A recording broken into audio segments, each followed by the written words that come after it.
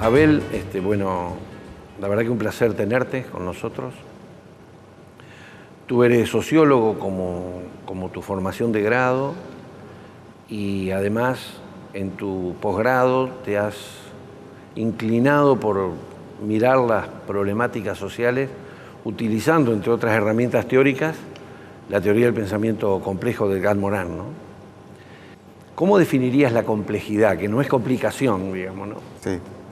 Bueno, primero soy un militante de la sociología, ¿no? Es una convivencia intentando con ella, pero también articulada con la filosofía.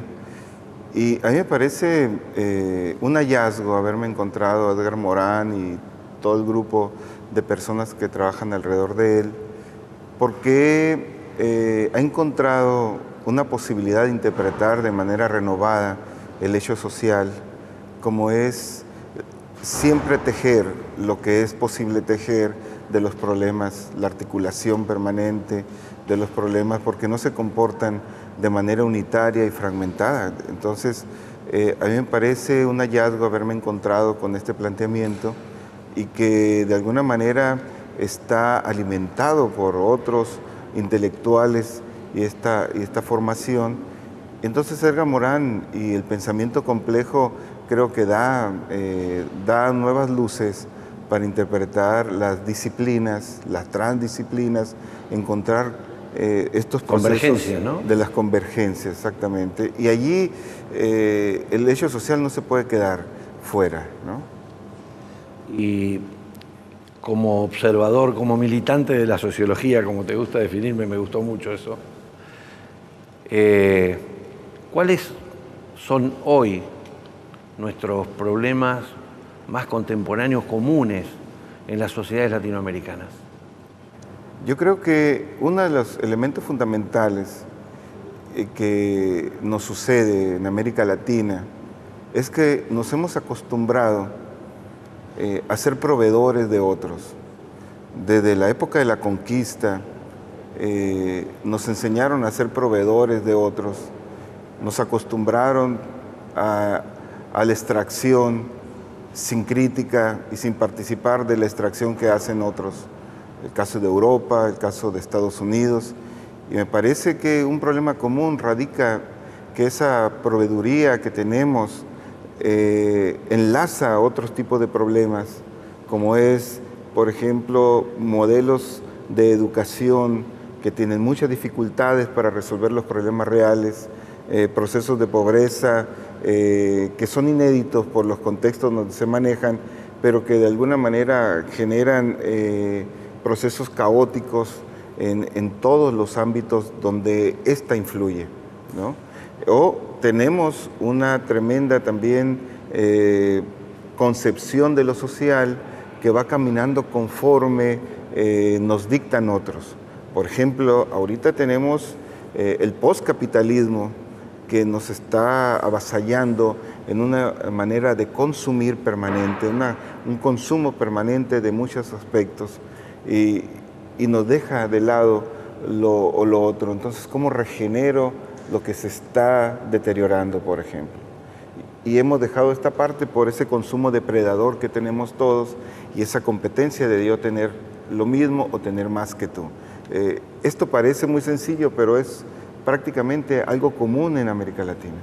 Sí, yo recordaba, ¿no?, desde siempre, de toda la historia de América Latina, cuando comenzamos a integrarnos a nosotros los hombres blancos, desde las minas de Potosí, la minería, la extracción de madera, realmente ha sido extractivo y sigue siendo extractivo en parte.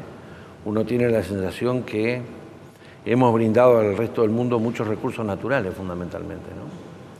Y a raíz de lo que dices, es verdad, uno tiene la sensación que uno acude a modelos teóricos o a interpretaciones que nos vienen de otro lado para interpretarnos nosotros. En este contexto, ¿es posible construir un pensamiento latinoamericano? ¿Lo hay, aunque sea primigenio, digamos? Esa pregunta me parece muy interesante porque habría que construir ese pensamiento latinoamericano y habría que rescatar en la historia los esfuerzos que se han hecho por muchos intelectuales y muchos pensadores de América Latina, de la construcción precisamente de un pensamiento para América Latina, para las condiciones contextuales de América Latina, sin desligarse del efecto articulador que podemos tener con Europa, con América, con Norteamérica. Es decir, explicar América Latina y lo que requerimos de América Latina para generar procesos de formación de administradores públicos, por ejemplo, para generar procesos de políticas públicas adecuadas, para generar por qué la corrupción va en contra de nosotros y tiene que ser un cálculo de inteligencia colectiva y no un cálculo individual, por ejemplo. Es decir, tenemos que romper, porque somos muchos más los que necesitamos de esta reestructuración de este pensamiento de América Latina. Hay muchos esfuerzos, yo puedo pensar, por ejemplo, la Cátedra Itinerante UNESCO de Edgar Morán está dando la vuelta hacia ese perfilamiento, pero también Mauricio Beuchot, por ejemplo, un mexicano que habla de la filosofía mexicana, la filosofía de América Latina, es decir, está tratando de reconstruir y así podemos hablar de unos 20 intelectuales que han querido reconstruir este pensamiento latinoamericano. Es claro que al punto que hemos llegado, resulta interesante ver tu análisis de cómo ves a la universidad latinoamericana parada frente a estas cosas. Sí, creo que en muchos estudios que hay, hablamos de una crisis de escalas. Pero no sabemos, no hemos podido retratar en dónde se muestran esas crisis de escalas. Y las crisis de escalas se muestran precisamente en el ámbito del humano, la recuperación del humano. Nosotros tenemos una historia de 20 años de sequía, por ejemplo, en el norte de México. Y queremos seguir construyendo y produciendo el trigo, el arroz, el algodón, con la misma tecnología del siglo XIX. Y esto es una crisis de escala donde no estamos entendiendo que el fenómeno nos está reduciendo el espacio de productividad y nos está generando prácticamente una especie de arrinconamiento de la población para poder participar más en la distribución de la riqueza. Entonces, dentro de este fenómeno de la crisis ambiental, hay una crisis de escala que hay que renombrar y nombrarla a través de reconfigurar de nuevo los espacios regionales, ¿no? Es decir, la relación global y mundial, la relación global y local, tiene que reconfigurarse y entrar en un nuevo diálogo, ¿no? Pero un nuevo diálogo porque lo global pasa por lo local y muchas veces lo local no pasa por lo global. Es decir, esta es una asimetría, aunque una expresión de Moral dice, cada vez más partes del mundo caen en la parte, pero nosotros, los que estamos en la parte, muchas veces no sabemos qué hacer con ella, ¿no? Y creemos que la universidad tiene que saber qué hacer con esa parte que le toca hacer. Entonces, ¿cómo responder a la crisis de escala? Es generar nuevos foros para estudiar el papel de la universidad y ver cómo los nuevos referentes que se están presentando aparecen como nuevos indicadores para decirte a ti que lo que estás haciendo estás presentando cuadros de caducidad permanente y que necesitas modificarte porque si no, la caducidad te atrapa y te llega.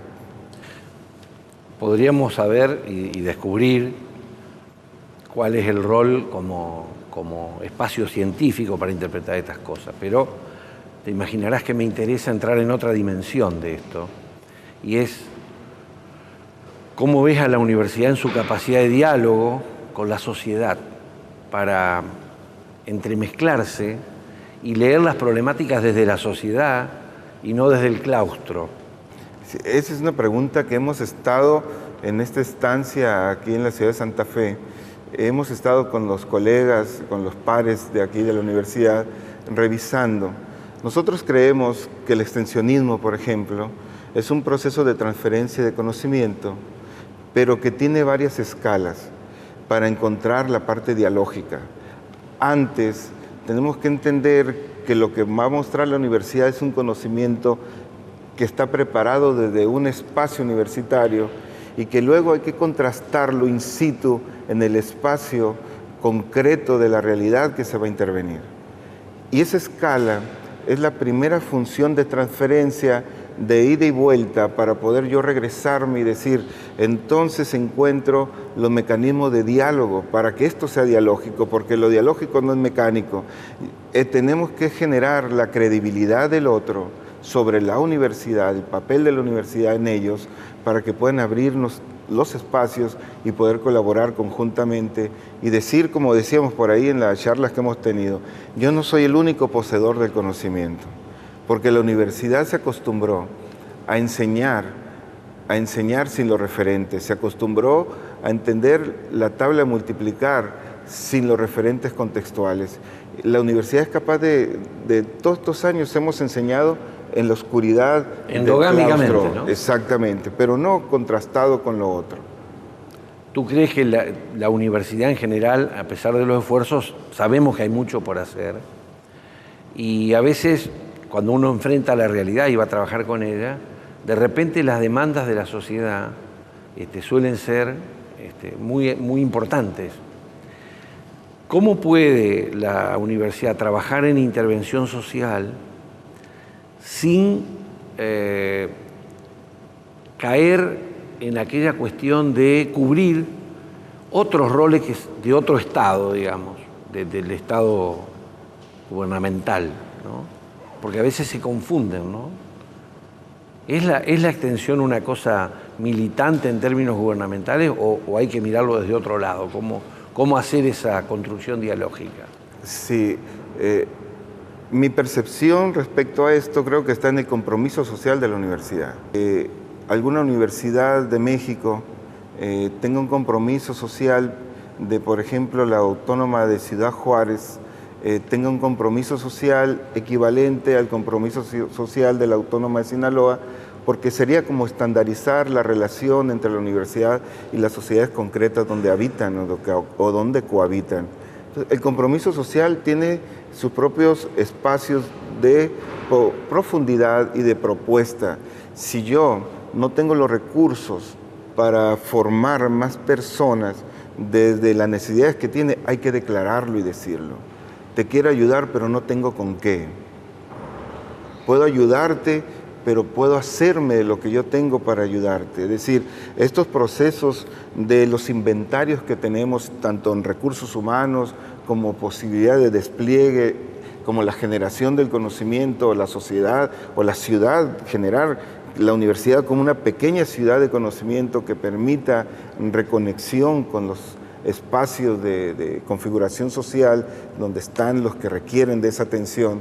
Creo que se hace mediante estas valoraciones internas con el otro, hasta donde yo puedo ayudarte en el problema que tienes. Interesante, porque planteas dos dimensiones o dos categorías que me parecen importantes. La universidad puede llegar entonces a la sociedad si acuña ese compromiso social en dos cosas que yo rescato de lo que dijiste. Por un lado, mucha honestidad intelectual, ¿no? Y por otro lado, la capacidad de entender al otro y de generar confianza en el otro, ¿no? ¿Es esto? Sí, sí. Yo creo que el proceso dialógico entonces tiene varias etapas, varios procesos que va desde lo endógeno a lo exógeno y lo exógeno a lo endógeno, como una especie de intercambio, pero también nos va a permitir reformularnos, replantearnos. Y esto es un poco el principio de la reforma del pensamiento del cual habla Morán. Es decir, yo me reformo, pero no solamente a partir de mí, sino a partir del otro me reformo.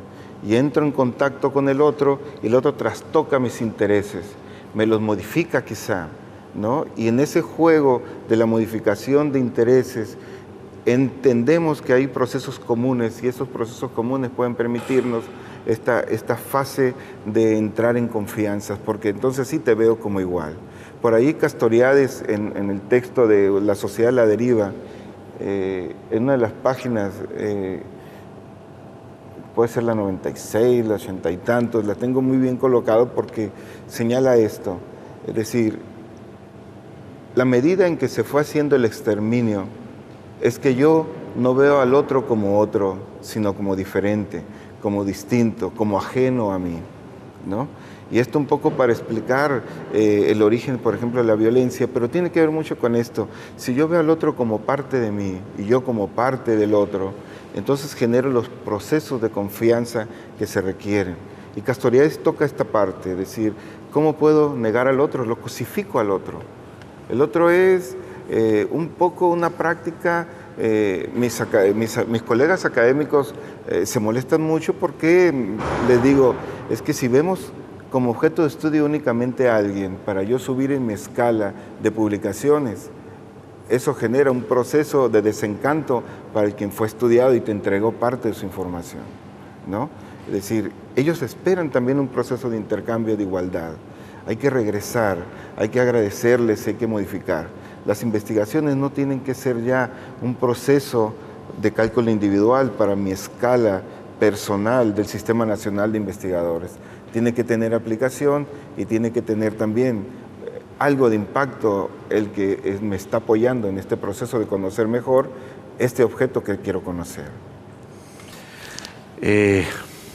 Salto a otro punto que me parece que cierra y entrelaza este compromiso social de la universidad formando su gente, formando los profesionales, los graduados. Digo, ¿cómo debiera entremezclarse en las currículas esta práctica de la extensión, esta práctica del diálogo, para que los conocimientos disciplinares, a veces para mi gusto y seguro que para el tuyo también, exageradamente estancos, ¿no? Para que se entramen entre sí y con la problemática social, digamos? Cuando yo he escuchado en diferentes ámbitos, lo he escuchado en California, lo he escuchado en Cuba, en España, en varios ámbitos, el asunto del concepto de transversalidad. Y el concepto de transversalidad tiene que ponerlo en crisis. ¿Cuándo es transversal realmente algo y cuándo es solamente un discurso? Colocarlo en el texto de un diseño curricular tiene una implicación discursiva, pero no de hecho. Cuando se convierte en hecho es cuando las asambleas de los profesores, por ejemplo, de los investigadores, tienen un espacio común y entra el papel del extensionismo. Realmente esta función de docencia, investigación y extensionismo tienen asambleas comunes para entrelazar en el currículum acciones concretas para poder hacer este modelo de transversalidad. Y son una serie que no es fácil, porque todos tienen su perspectiva y nos replegamos. Por ahí decía, en un despliegue maturaniano, decía, los profesores no enseñamos lo que no sabemos, ¿no? Y si el profesor enseña lo que sabe únicamente, pues eso es su espacio de fuerza, ¿no? Pero si hay un diálogo, podemos encontrar esta posibilidad de interconexión y poder resolver un problema real de transversalidad y no solo ponerla en el currículum. Yo no sé en qué proceso se encuentran ahora porque las universidades tienen que entrar en procesos de asambleas de estos tres activos de la universidad, que es su potencial. Esas tres: docencia, investigación y extensión. Prácticamente tejer en asambleas comunes, foros comunes, ¿no? Y generar una especie primero de empatía hacia dónde queremos ir, porque todavía no hemos pensado hacia dónde va la universidad frente a los acontecimientos y a los nuevos emergentes, por ejemplo. Claro, yo creo que sería muy bueno, porque siempre me desvela el cómo uno logra generar una atmósfera para que las propias comunidades académicas tengan voluntad, decisión y entren en ese diálogo transversal con predisposición y con ganas, digamos. Si nadie está motivado para efectivamente hacerlo, seguramente podrá ser una escena, podrá ser un cuadro casi teatral, pero no llegar a los nudos. ¿Ves quizá que si la universidad pudiera determinar grandes líneas de trabajo, grandes líneas de acción hacia la sociedad y poner en debate a partir de ahí, ¿esto pudiera ser una forma de lograrse? Lo pregunto como gestor universitario, ¿no? Sí, yo creo que todos los tres campos, la docencia, la parte de investigación y la extensión, requieren de la gestión, en todos los sentidos, para los recursos y los diversos recursos que hay. Y creo que poniendo en la mesa los intereses de cada grupo, los intereses y ver desde los intereses un proceso de convergencia. Por ejemplo, nosotros tenemos el primer cuerpo transdisciplinario en la Universidad Autónoma de Sinaloa, el primer cuerpo. Nosotros tenemos un ingeniero civil, un trabajador social, una literata, tenemos un filósofo, y no hemos abierto a cualquier espacio de posibilidad. Pero también tenemos administradores, por ejemplo, dentro del espacio, porque ¿cómo lo explicamos nosotros si no tenemos todas las miradas de un objeto? Y esto implica eso, pasar de la transformación de lo que yo veo, ponerme otras gafas para ver otra realidad. Y ese es el punto, ¿con qué gafas estoy viendo esta conexión que hago con los otros dos sectores, desde el extensionismo, de la docencia, de la investigación? ¿Con qué gafas lo voy a ver? ¿No? Creo que es un trabajo muy fuerte, profundo. Fuerte lo digo por el argot argentino, sí, de fuerte, sí. De profundidad y de intensidad en los diálogos. Abrir los diálogos permanentes y los debates, pero tratar de generar conclusiones donde todos estemos tomar grandes acuerdos, por ejemplo, ¿no?